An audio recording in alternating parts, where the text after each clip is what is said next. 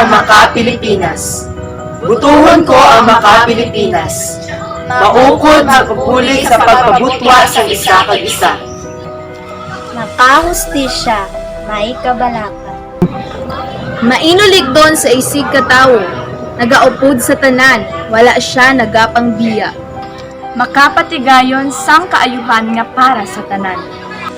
Siya makalayi, siya makakamatuoran. Siya may matinaw nga pananawan para sa bag-o nga buwas damlag. Butuhon ko ang isa ka tawo nga makakahilwayan. Isa ka pinuno nga makadulang manggad. Isa ka Pilipino nga mapuslan kag matarong ang pangabuhi. Sa una-una, sa pulong kag sa buhat.